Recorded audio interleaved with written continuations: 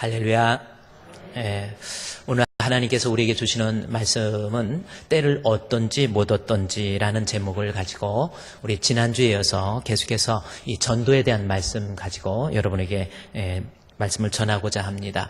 제가 특별히 이 전도에 대해서 5번째 똑같은 전도에 대한 내용으로 여러분에게 전해드리고 있는데, 이 전도라고 하는 것이 꼭 교회 부흥을 위해서 그러는 것이 아닙니다. 전도는 내 자신의 신앙의 온전함을 위해서 반드시 우리가 감당해야 될 사명이 바로 전도다라는 것을 우리는 지금까지 말씀을 통해서 배웠어요.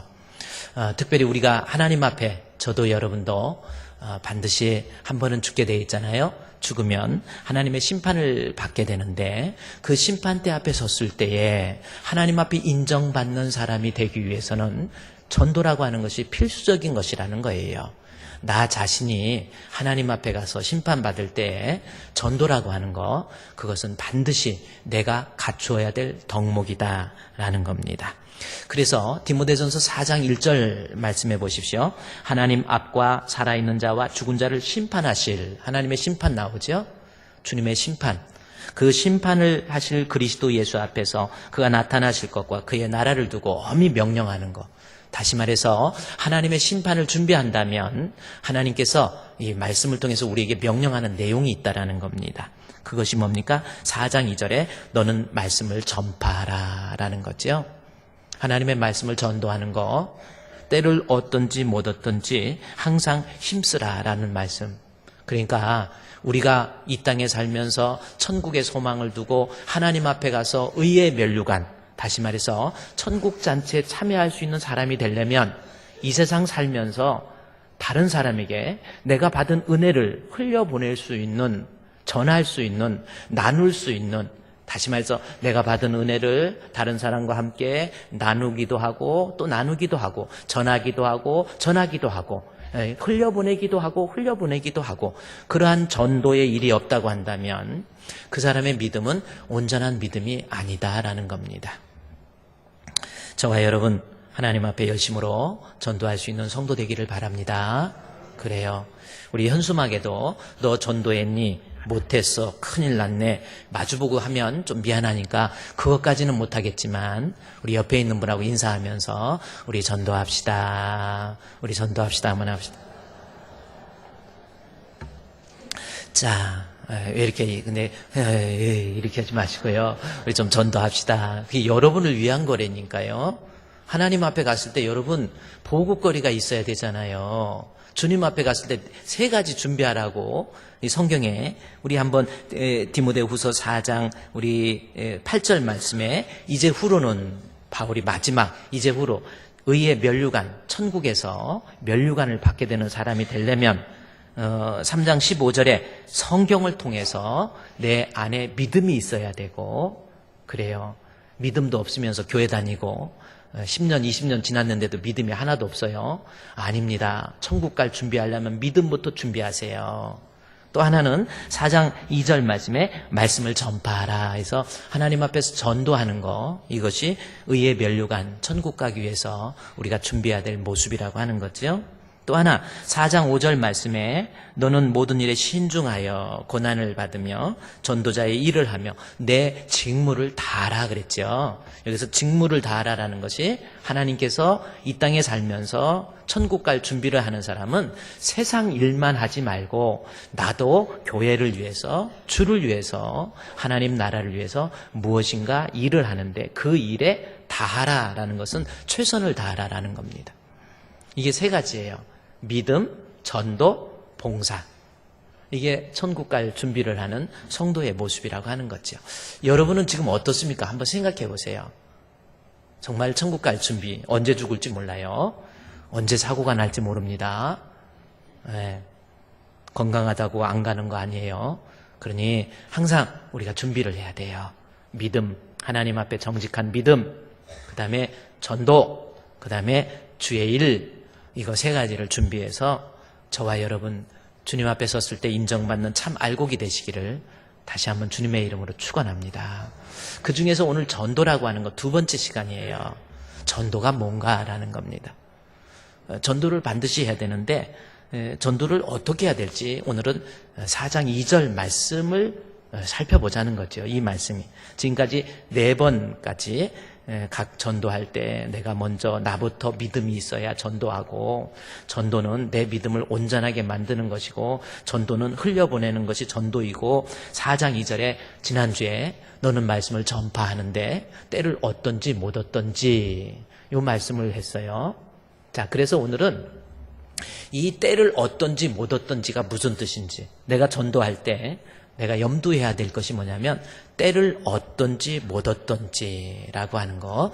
이 말씀이 바울이 이 말씀을 기록할 때 독자로 하여금 무엇을 말하고 싶은 것인지 오늘 또 살펴보자는 겁니다.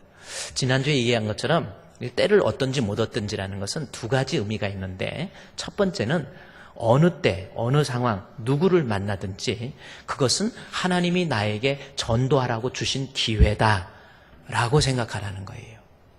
바울처럼, 바울이 예수를 알고 난 다음부터 1차 선교여행, 그랬죠? 2차 선교여행, 3차 선교여행, 그 과정, 사도행전 15장, 13장부터 쭉 보면 그야말로 때를 어떤 상황이든 누구를 만나든지 이것은 하나님이 내게 주신 전도의 기회, 그렇게 인식하고 있었다라는 거예요. 1차 선교여행 때 루스트라에서, 더베에서, 그 다음에 이고니온에서 모진 고난 속에서도 만나는 사람마다 복음을 전합니다. 배를 타고 이동할 때라도, 또 길거리에서 사람을 만나도 그 사람이 여자이든 남자이든 아니면 지도자, 사회 리더이든 그렇지 않은 사람이든 주인이든 종이든 헬라인이든 유대인이든 닥치는 대로 만나는 사람마다 하나님이 나로 하여금 전도할 기회를 주신 것이다, 그렇게 인식하고 있었다라는 거예요. 그게 때를 얻든지 못 얻든지라는 뜻입니다.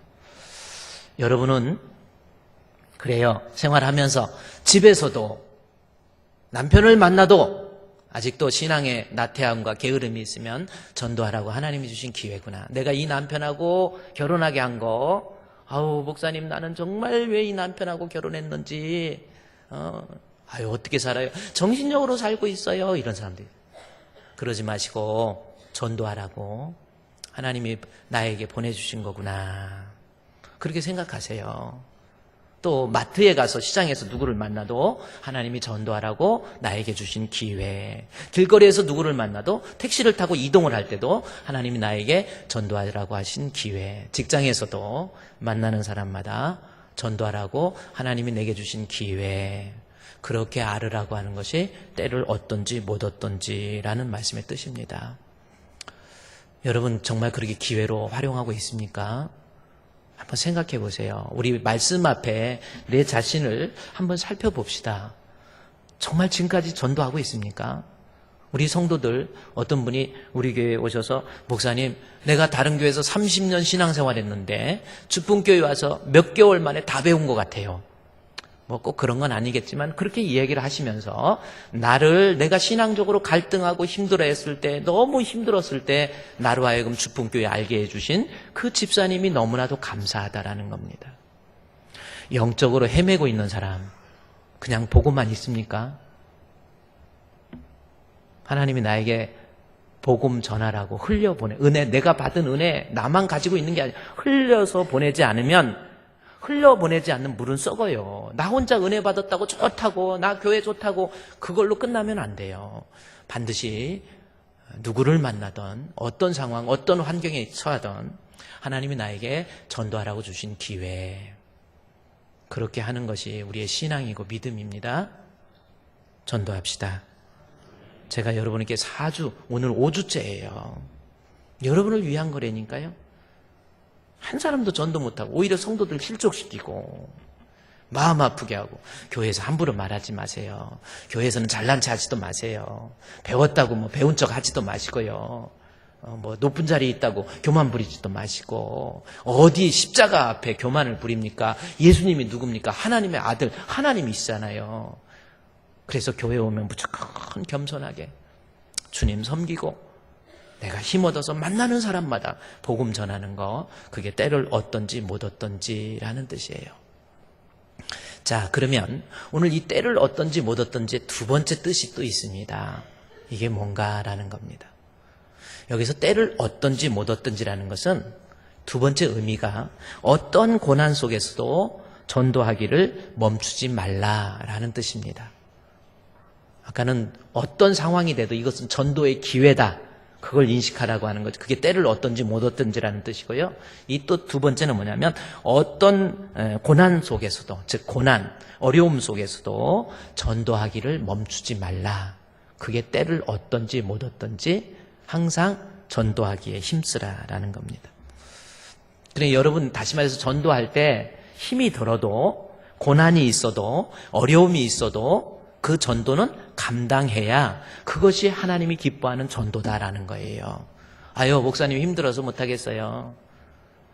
아니에요. 힘이 든다니까요. 그래서 본문 4장 2절 말씀에 성경 보십시오. 너는 말씀을 전파하라. 때를 얻든지 못 얻든지 항상 뭐 하라 그랬어요? 힘써라 그랬잖아요. 힘이 들어간다라는 겁니다. 내가 전도하는 거 결코 쉬운 거 아니라는 겁니다.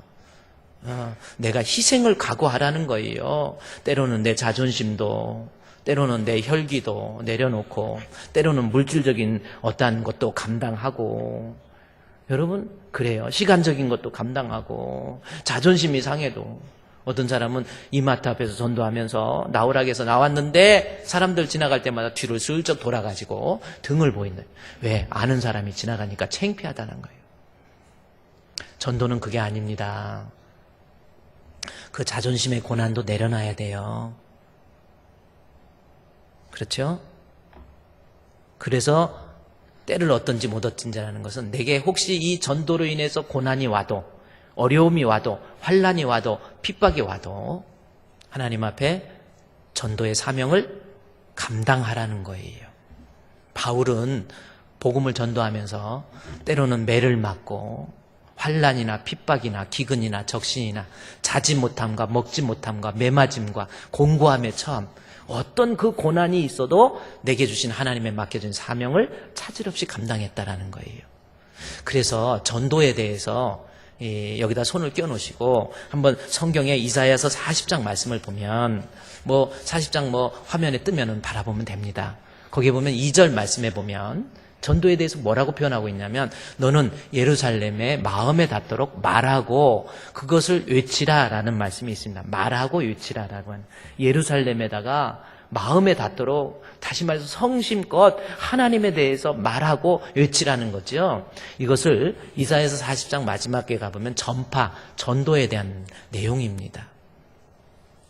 그러니까 여러분 사람들의 마음에 예수 믿고 교회 나올 수 있도록 전하는 거, 이것이 우리에게 주신 명령이에요. 그러면서 그 전도하는 거에 대해서 그 다음 절에 보면 뭐라고 기록되어 있냐면 외치는 자의 소리여 너희는 어디에서? 광야에서 여호와의 길을 예비하라. 또 사막에서 우리 하나님의 대로를 평탄케 하라. 자, 전도에 대해서 광야 혹은 사막 이렇게 표현하고 있어요. 여러분 팔레스타인 지역에 광야를 가보셨습니까? 비가 제대로 오지도 않아요. 저도 이집트나 그 성지순례 할 때 팔레스타인 지역에 가보면 낮에 광야에 나무 한 그루 자라지 못합니다. 너무 뜨거워가지고 바닥에 그 흙바닥, 모래바닥을 맨바닥으로 못 걸어요. 뜨거워서. 바위가 시커멓게 탑니다. 정말 사람이 살 수 없어요. 전도를 다음 40장 3절 지우지 마시고요. 전도를 외치는 자의 소리에 대해서 뭐라고 하냐면 광야에서 여호와의 길을 예비하는 거라는 거예요. 광야, 그 뜻이에요. 전도가 쉬운 게 아니에요. 내게 너무나도 많은, 그 다음에 사막에서 우리 하나님의 대로를 평탄케 하는 것, 그것이 바로 전도다라는 겁니다. 힘들어도 어려워도 그것을 감당할 줄 아는 것이 전도예요. 힘들어서 못하겠어요. 아니라니까요. 전도는 그런 거 아니에요. 힘들어도 어려워도. 그래서 이사야서 40장 9절 말씀에 보면 아름다운 소식을 시온에 전하는 자여 너는 높은 산에 오르라. 아름다운 소식을 예루살렘에 전하는 자여 힘써 소리를 높이라. 여기서도 힘쓰라고 그러면서 전하는 자의 모습을 높은 산에 오르는 것으로 표현하고 있다라는 거예요. 전도가 쉬운 게 아니라는 거예요. 그래서 포기하라는 뜻이 아니라 쉬운 것이 아니지만 그래도 감당하라는 겁니다. 산에 오르는 거, 뭐 우리 이 동네에 무슨 구름산 오르는 거 그거 아니에요. 백두산이나 히말라야산 이런 산, 헬몰산 올라갈 때 아유 포기하고 싶어, 아유 그만 올라가고 싶어. 저 강화도의 만이산만 해도 올라가다가 보면 아유 그만 가, 아유 10m 20m만 남았다고도 힘들어요. 막 숨이 가쁘고 힘들어서 그만두고 싶지만 바로 전도가 그거라는 겁니다. 내가 힘들고 어렵고 감당하기 정말 힘들고 그런 환경이 있다 할지라도 높은 산에 오르는 그러한 심정을 가지고 전도를 멈추지 말라. 그게 힘써 여호와의 이름을 전하라라는 그러한 뜻입니다. 여러분 지금 전도를 위해서 어떤 고난을 감당하고 있습니까? 한번 생각해 보세요. 분명히 하나님 앞에 갔을 때 내가 인정받으려면 전도는 해야 되는데 그래요. 때로는 힘들어서 시간 못 내서 바빠서 창피해서 아니에요. 감당하라는 거예요. 그것이 천국 가서 인정받기 위한 성도가 해야 될 일이라는 겁니다. 때로는 물질적으로도 우리 교회에서 5,000원의 기적 해가지고 5,000원이면 커피 한 잔에 한 생명이 아프리카에서 한 달을 산다 해가지고 우리 성도들한테 5,000원의 기적 헌금 5,000원, 10,000원, 2계좌, 3계좌, 4계좌, 5계좌는 넘지 않게 25,000원 넘지 않게 5,000원, 10,000원 여러분 5,000원, 10,000원도 크잖아요. 핸드폰비 요거 맡기려고 여러분 막 그러죠. 그러나 내가 하나님 앞에 물질적으로 힘들어도 내가 5,000원의 헌금, 10,000원의 헌금을 통해서 선교하고 전도한다면 그거 감당하라는 거예요. 그것이 여러분에게 좋은 거예요. 그것이 내가 하나님 앞에 잘 사는 모습이에요. 돈에 대해서 너무 민감해가지고 어떤 사람은 남편이 헌금하려고 그러면 가만 안 놔둬갖고 얼굴을 긁어갖고 가서 기스를 내버렸어. 보통 센 여자가 아니더라고요. 하나님 앞에 드려지는 거 여러분 천국에 쌓아놓은 보화예요. 저는 헌금을 강조하는 것이 아닙니다. 선교 5,000원의 기적 헌금 여러분 기회예요. 감당하세요. 힘써서 산에 오르는 어려움이 있다 할지라도 감당하라라는 거 이것이 바로 우리가 전도하는 성도에게 마음 가져야 될 마음가짐이에요. 어려움이 있어도 힘든 것이 있어도 핍박이 있어도 눈물이 있어도 고난이 있어도 감당할 줄 아는 거예요. 사도행전 16장에 보면 바울이 빌립보에서 선교를 하면서요 어떤 한 여자가 있었는데 사도행전 16장 우리 18절 말씀에 보면 한 여자가 있었어요. 근데 그 여자는 귀신이 들려가지고 점을 치는 사람이야.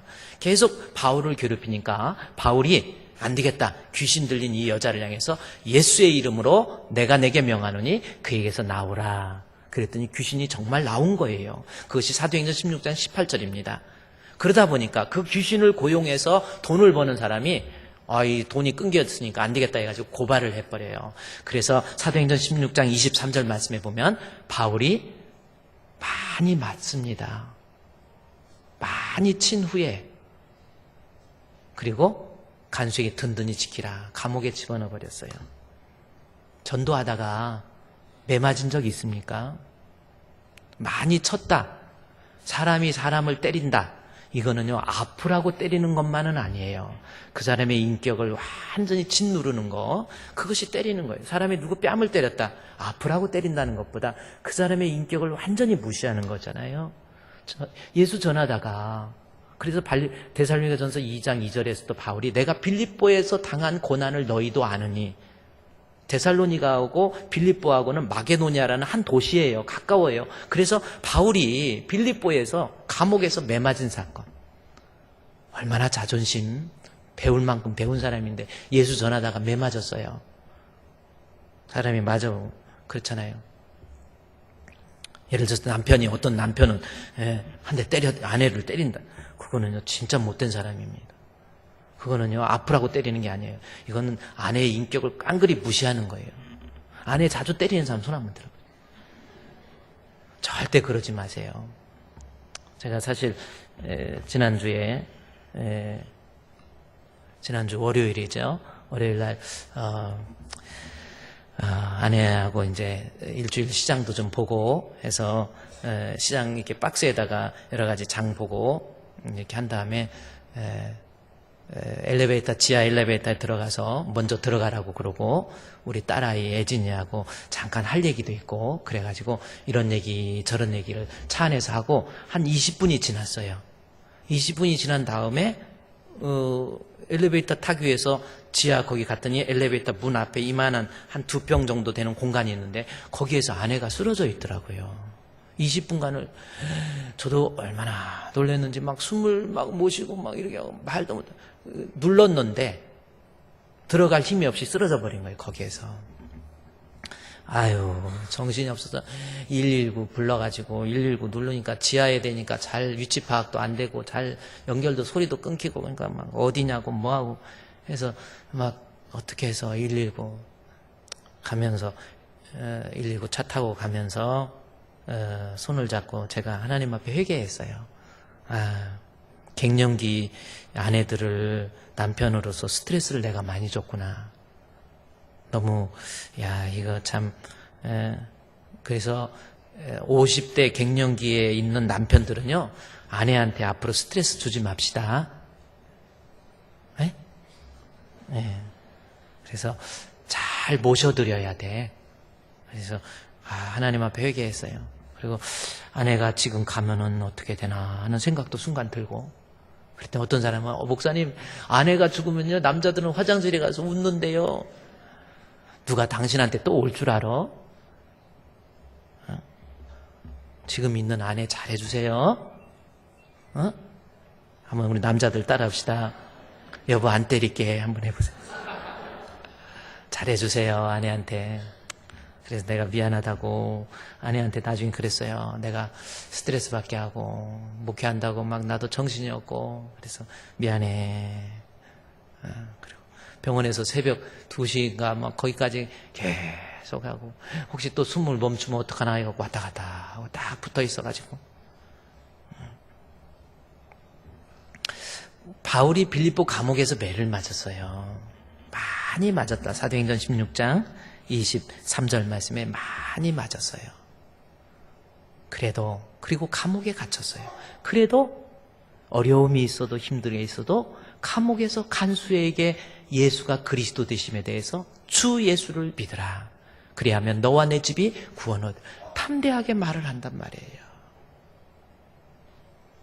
힘든 거 있어도 전도는 감당하는 거예요.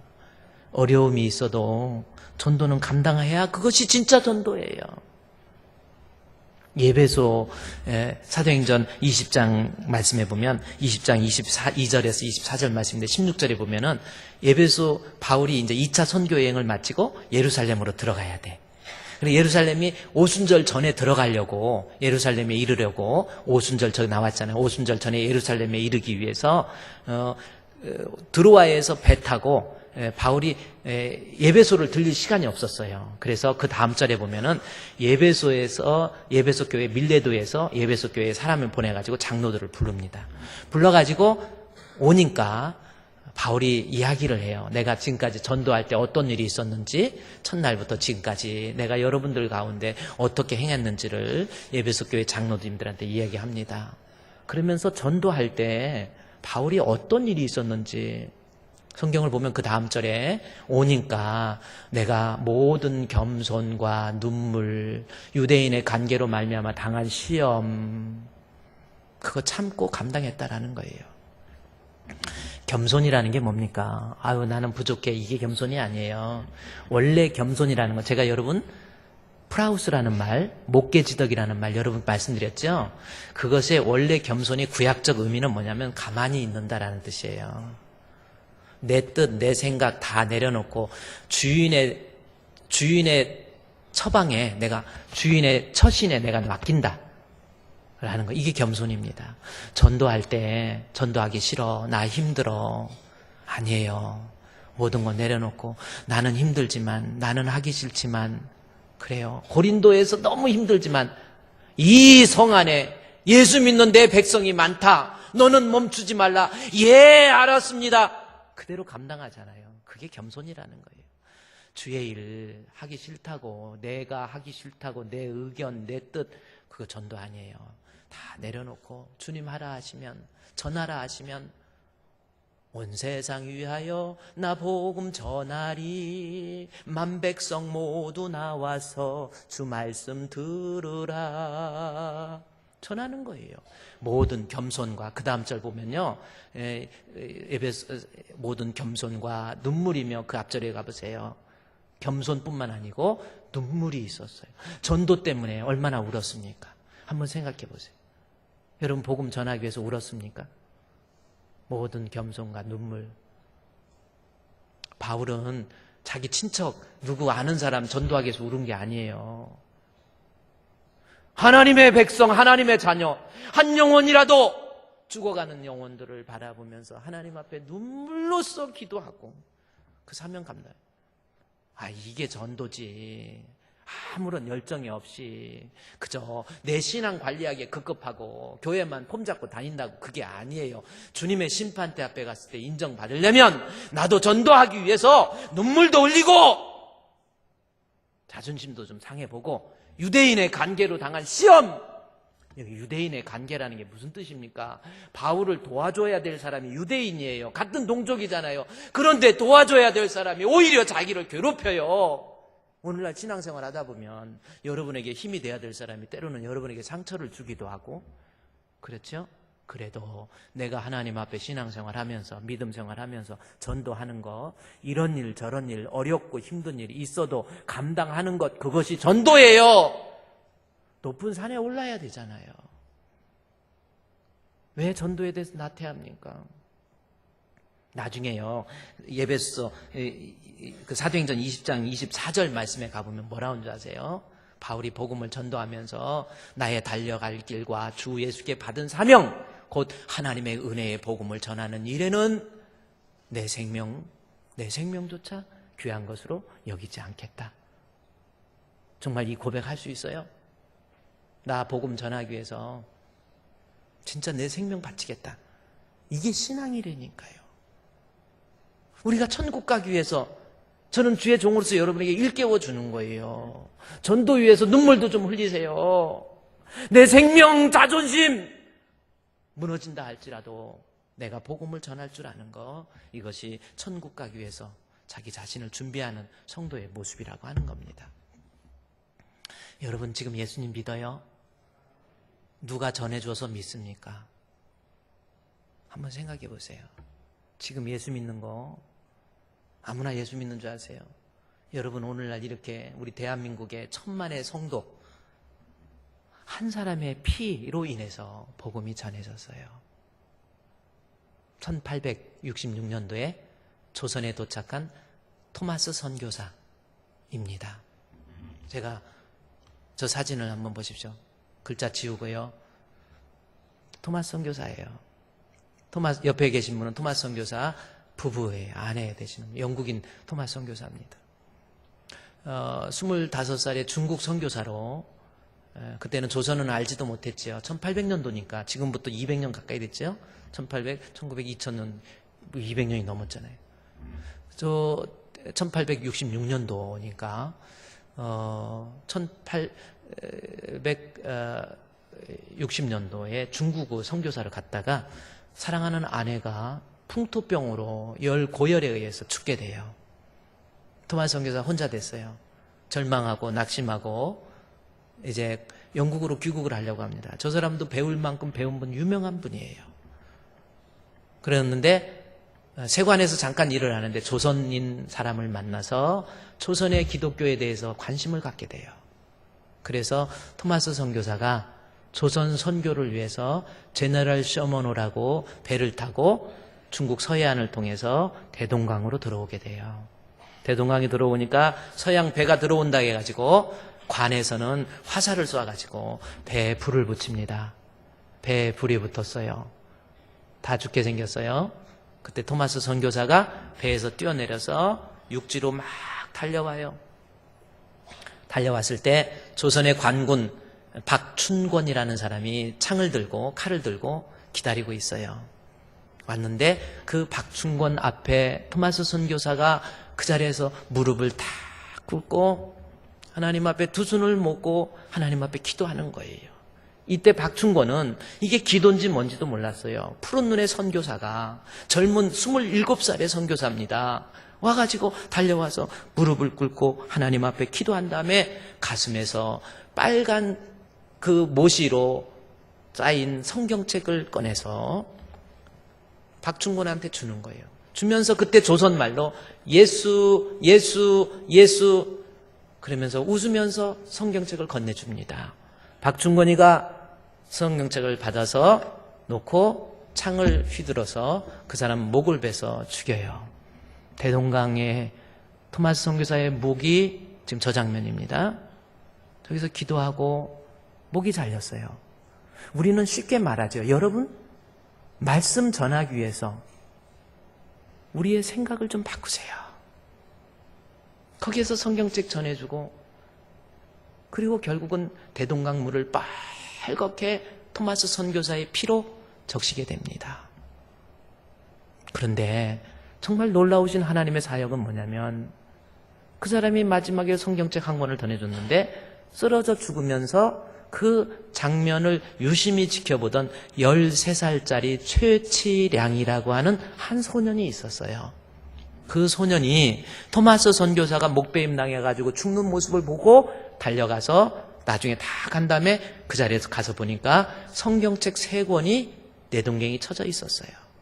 성경책 3권을 줍고 이게 뭔가 하고 성경책 3권을 최치량이라는 소년이 들고 가다가 평양의 대동문이라고 평양성의 대동문에 들어갈 때 양인의 서적을 소지했다고 그래서 이게 문제가 될 것 같으니까 그 평양성 대동문의 주임이었던 박영식이라는 사람한테 그 성경책 3권을 줍니다.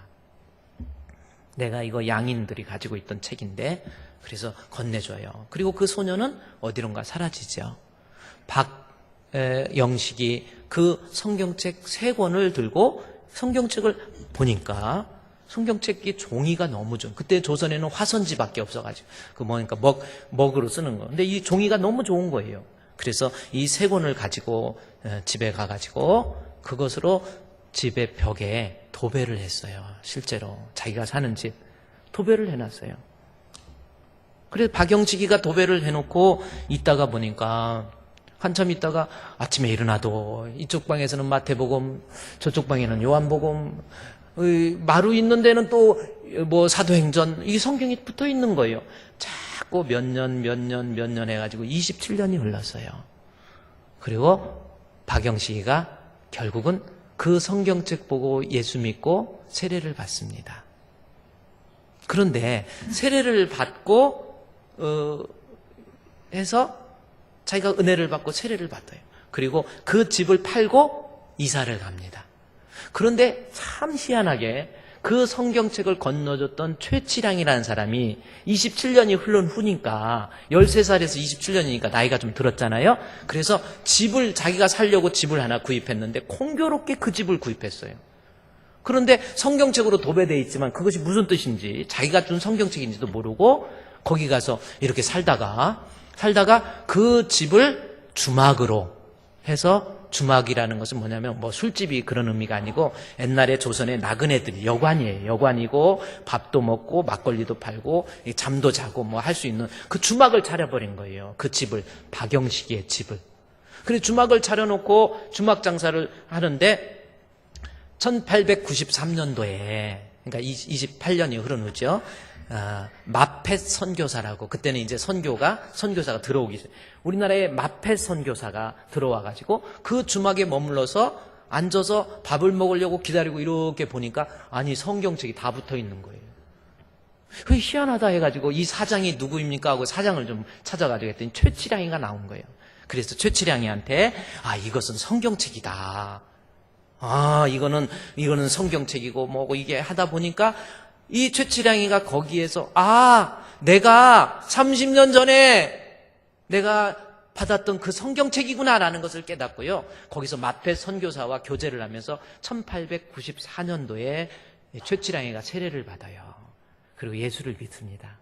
그리고 자기가 살고 있던 그 주막을 교회로 만들옵니다. 그게 우리나라 최초의 평양 널다리 교회입니다.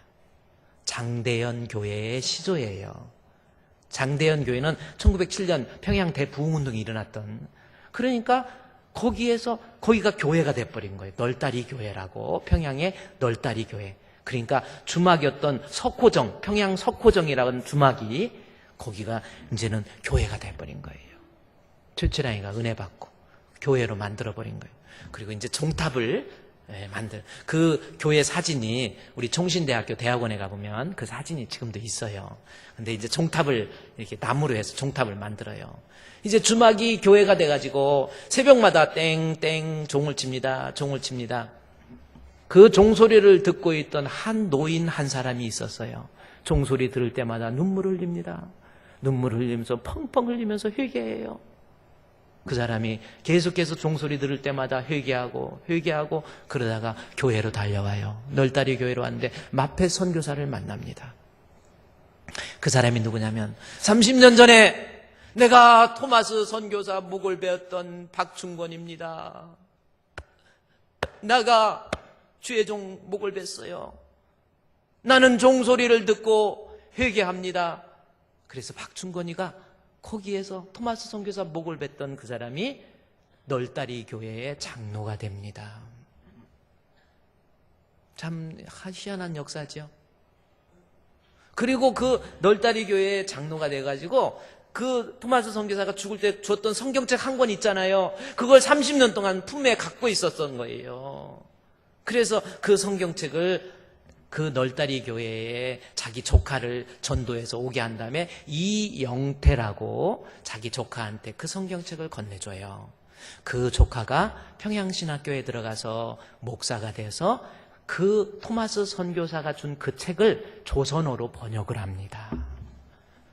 그 번역된 성경이 조선을 적시고 대한민국을 적시고 오늘 여러분에게 온 거예요.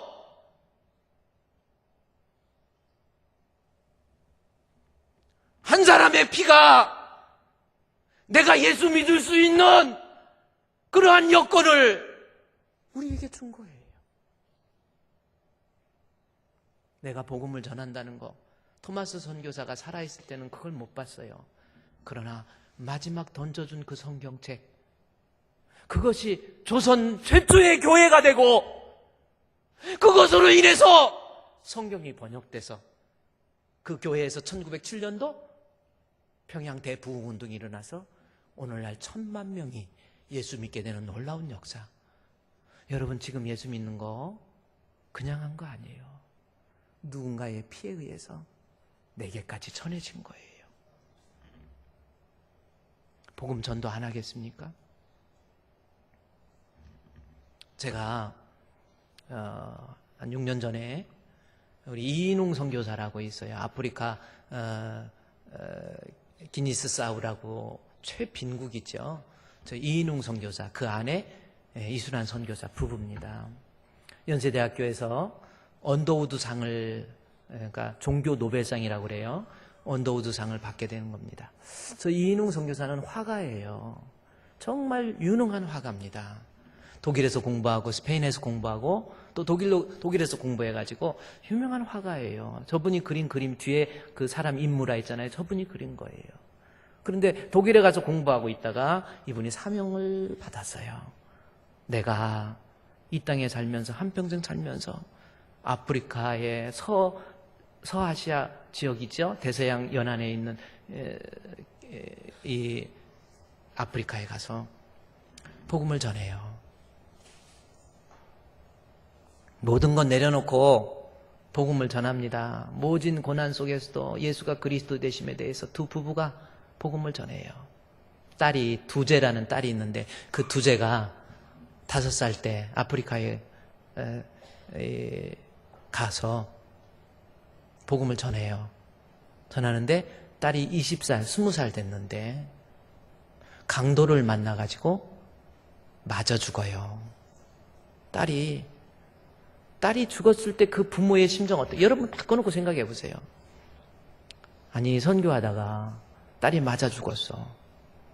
저는 그 잊혀진 가방이라는 그 내용을 보고 얼마나 울었는지 몰라요. 저도 정말 눈물이 나요. 딸이 죽었어. 그래서 딸한테 선물해줬던, 그러니까 유품을 정리하면서 딸한테 어렸을 때 선물해줬던 크레파스, 크레용 있잖아요. 그걸 정리하면서 막 눈물을 펑펑 흘리는 거예요. 이 세상에서 다시 볼 수 없는 내 딸 사랑하는 두재야 하면서 유품을 정리하면서 눈물을 흘리는데, 크레파스 정리하면서 거기서 딸이 자기 귀에 음성을 들려주는 것 같은 거예요. 아빠는 왜 이제 그림 안 그려? 그 음성을 듣는 거예요. 그러면서 또 막 눈물을 펑펑 흘리면서, 하나님, 왜 내 딸을 이렇게, 아직 꽃도 피워보지 못한 내 딸을 왜 데려가셨습니까? 하나님, 어떻게 그럴 수 있어요? 그럴 때 하나님께서 그에게 마음의 음성을 주기를, 너만 자식 잃었니? 나도 너를 구원하기 위해서, 서아시아, 아프리카, 사우스 기니에 있는 그 사람들을 구원하기 위해서 내 아들 독생자 예수 그리스도, 내 아들도 잃었단다. 그걸 듣고 아프리카 다시 가요. 내가 어려워도 힘들어도 내가 그리스도의 복음을 전해야지. 여러분 얼마만큼 전도합니까? 제가 영상을, 이인웅 선교사 영상을, 시간이 좀 그렇지만 제가 여러분께 좀 보여드릴게요. 한번 여러분 보시고요. 정말 눈물이 나네요. 내용들이. 학교인 베델 아카데미 건축이 마무리되어 가고 있다. 개교를 앞두고 있어 준비한 일들도 많다.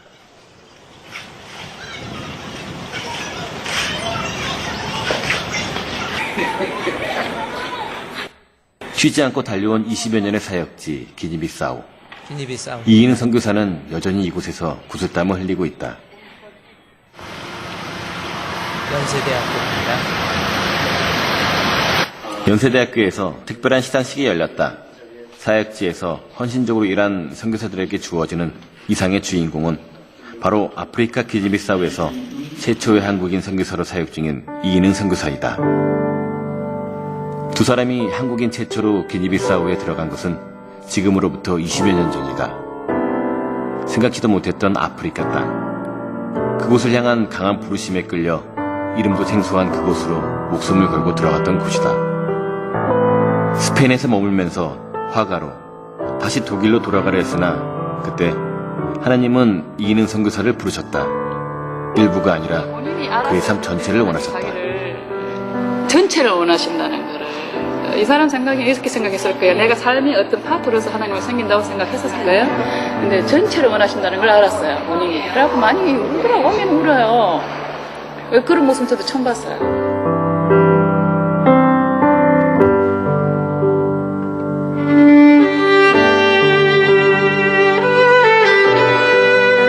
여러분, 우리 선교합시다.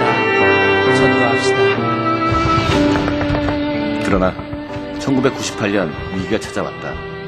내전이 발생한 것이다. 그 포화의 중심에 이인흥 선교사가 있고 가족들이 있고 교회가 있었다. 영화 속에서만 보던 피난민들의 행렬. 그는 그 피난민의 대열에 섞여 생명처럼 지켰던 교회를 떠나 세네갈로 몸을 숨겨야 했다. 그러나 한 달 뒤 이인흥 선교사는 전쟁이 한창인 그곳을 향해 제 발로 걸어 다시 돌아갔다. 양을 잃은 목자의 심정으로 목숨을 걸고 사역지를 찾아간 것이다.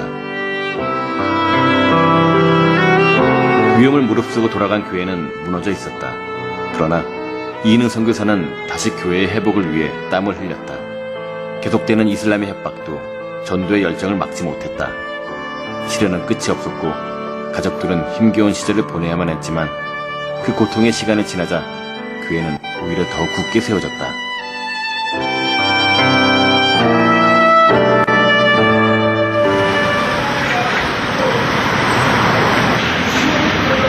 선교사가 되기 위하여 화가의 꿈을 접었던 이인흥 선교사. 그가 직접 그린 사진. 다시 그림을 그리게 된 이유는 그에게 찾아온 감당할 수 없는 아픔 때문이었다.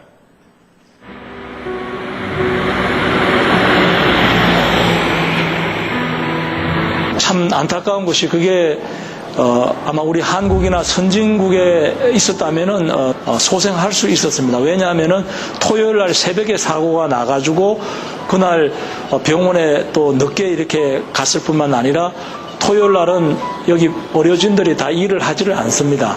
그러다 보니까 일요일 날 밤에 수술을 하고 저희가 가서 보니까 수술하고 나오는데 모습이 등대를 감아가지고 그 모습이 굉장히 부었더라고요. 첫날이 그 수술실에서 나오는 모습이 다들 수술이 잘 됐다고 이렇게 말은 했지만은 저희 그 지금에 이제 돌이켜 보더라도 참 어렵구나 하는 거를 그때 느꼈었더랬어요. 그리고 일주일 동안 이렇게 병원에 있었는데 가장 기억에 남는 거는 마지막에 그 두제가 이제 생명이 끊어졌다 하는 거를 그 담당 의사로부터 전달을 우리 그 노금석 선교사님 사모님이 이제 전달을 받았는데 전할 수가 없다는 거예요. 우리 이인영 선교사님 네 분한테. 그래서 제 기억으로는 저희 그 아내 김희진 선교사가 그걸 전하고 그리고 그 전했을 때 그 선교사님이 정말로 그 소위 그 경련 현상을 일으키면서 그 안타까워하는 모습이 지금도 눈에 선합니다. 현지에서 외국인이란 이유로 화장조차 허락되지 않았던 두제의 시신은 이곳 경남 진주에서 영면을 취하고 있다.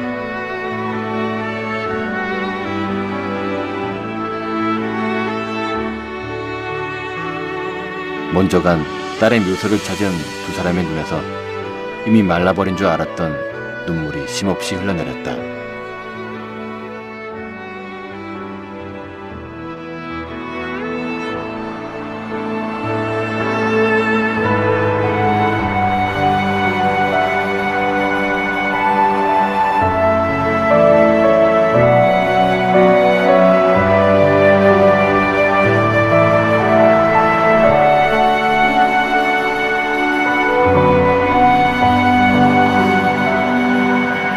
두제의 생명이 끊어졌다는 말을 들었을 때 이인흥 선교사는 바닥에 드러누워 어린아이처럼 절규했다. 하지만 그 어떤 몸부림도 남아있는 아내와 아들 그리고 그에게 위로가 되지 않았다.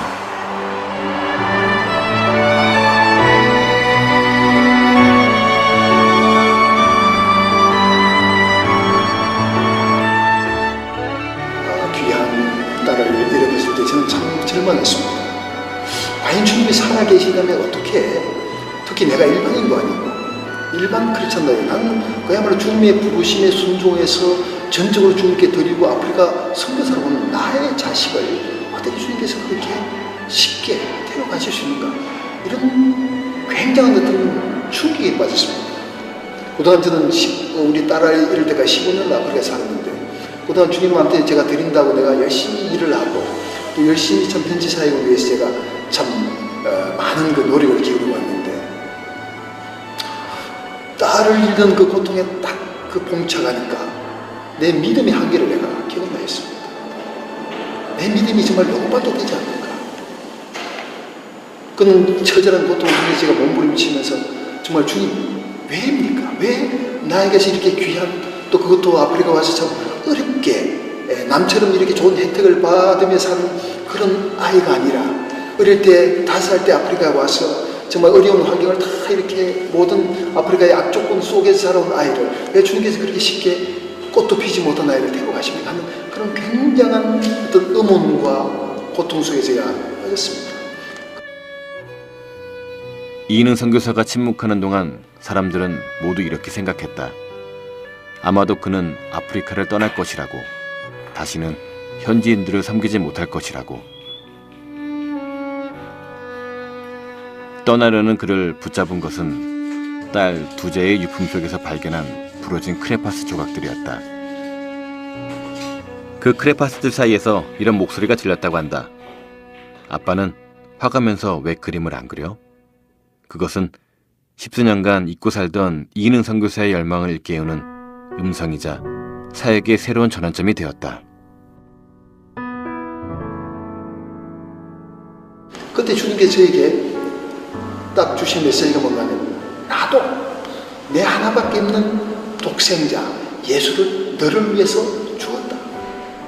그 독생자를 아낌없이 줄 때 그 고통의 마음, 그걸 갖다 제가 제 딸아이를 이름을 통해서 정말 주님의 그 아픔을 제가 몸소 정말 진하게, 이제까지 정말 내가 뭐 기도하고 주님을 믿는다 했던 그 상태를 넘어서서 정말로 하나님의 그 아픔과 또 인간의 사랑하는 마음을 다시 한번 재발견한 겁니다. 굉장히 궁금했어요. 과연 나라면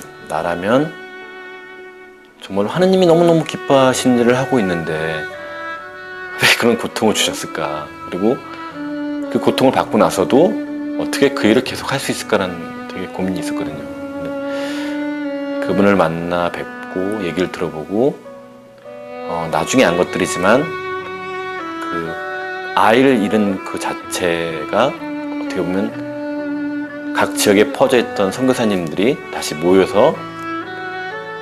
모이게끔 만들어주는 계기가 됐고, 그러니까 더 나아갈 수 있는 힘을 주셨다고 얘기를 들었을 때, 과연 내가 입장이 바뀌어도 그럴 수 있을까라는 생각은 지금도 들어요. 과연 내가 하나님이 너무너무 기뻐하는 일을 했는데 불구하고 그런 시련을 겪으면 과연 그 일을 계속 할 수 있을까라는 의문은 지금도 계속 들고 있습니다.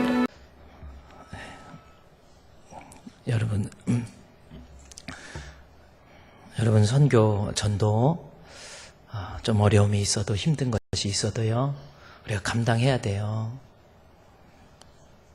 딸아이를 잃어버리고도 다시금 아프리카로 다시 가는 이인웅 선교사, 저는 그 모습을 보고요, 그 잊혀진 가방이라는 그 내용의 그걸 보고 얼마나 울었는지 몰라요.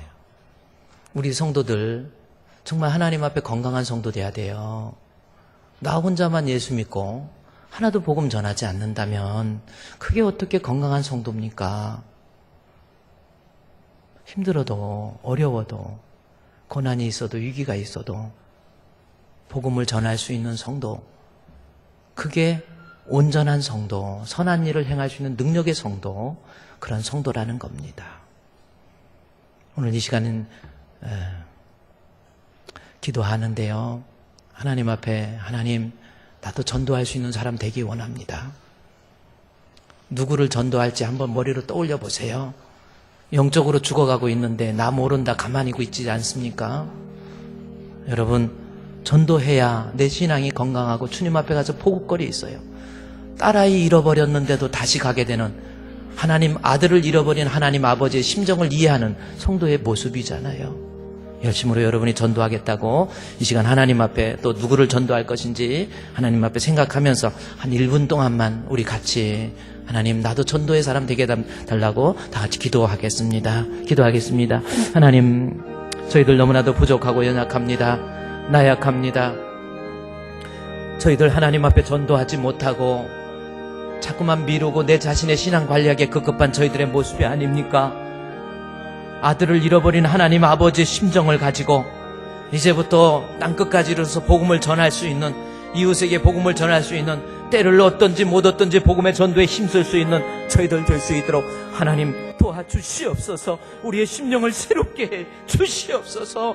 하나님 아버지, 그렇게 마음 아파하고 힘들어하는데도 나는 모른다 하고 내가 전도의 감각을 잃어버린 저의 모습, 나약한 모습, 연약한 모습 주님이 용서해 주시고 부족한 저희를 통해서 이제 이웃들이 구원받고 또 선교하고 전도하게 매진할 수 있는 우리 성도들 될 수 있도록 하나님 도와주시옵소서. 성령을 부어주시고 충만케 해주셔서 감당할 수 있는 은혜와 능력을 더하여 주시옵소서. 예수님의 이름으로 기도드리옵나이다. 아멘. 흘려보낼 수 있는 은혜, 하나님 복음을 전할 수 있는 사람, 때를 얻든지 못 얻든지 복음의 전도에 힘써서 하나님 앞에 인정받는 참 복된 우리 주품교회, 건강한 주품교회, 건강한 성도 되게 해 주시옵소서. 예수님의 이름으로 기도드리옵나이다. 아멘.